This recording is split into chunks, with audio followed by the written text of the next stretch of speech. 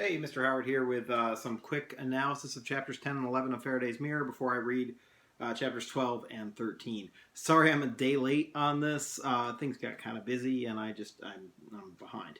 I'm still going to try and get 2 sets of chapters up this week. We'll see if it works. So chapters 10 and 11, which we read last time. Chapter 10, Byron goes to bed and he's awakened. It's called Midnight Visitor. And he's awakened by this elf leprechaun thing. Poindexter. His name's Poindexter. The whole purpose of this is to sort of ease into the idea of what's on the other side of the mirror a little bit. It's supposed to be arrestingly strange. It should connect a little bit to your hero's journey, thinking, hey, maybe this is meeting the mentor. Maybe there's something going on there. There's also a lot of allusions. If you are a fan of Tolkien and The Hobbit, there's a little bit of a riddle game that goes on, which is sort of an akin relationship to Gollum and Bilbo.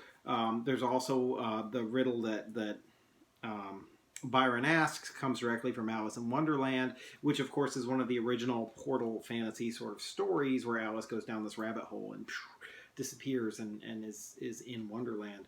So there's that. But we also plant the seed that Poindexter is being chased by a Barghest, which is an old British legendary name for a hellhound. It's probably the thing that inspired the Hound of the Baskervilles.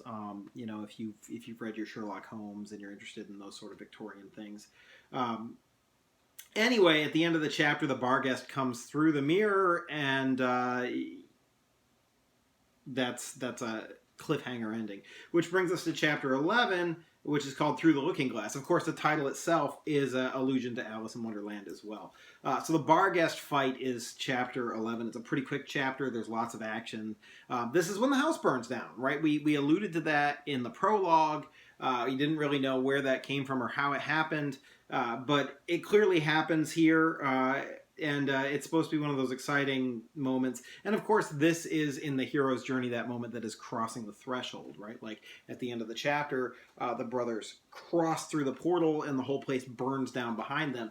And there's a couple of aha moments in here. You might have realized that Chief Aldrich, the police officer who's investigating this case, thinks that the dog burned to death in the fire. Well, those teeth that he finds clearly aren't the dog Harold's teeth, because Harold went through the portal with them. It's got to be the Barghest's teeth that didn't burn up in the fire. And so there's some interesting elements, hopefully, that come out of this. I left you that sort of red herring, and it proved to be false early on. So here you are, afraid that Harold maybe was going to die, and he didn't. And hopefully that was a nice twist, if you will, for you as a reader. Cole kills his first thing, he's the one who kills the Barghest, and he feels both proud and horrified about that. That tells you a little bit about his character, I think, there. But I think that's basically it. The action and the idea of crossing over into this other world. So hopefully that gives you a little bit of a sense of what I was doing there, and we're going to jump into chapters 12 and 13 today. So I'll start that right now.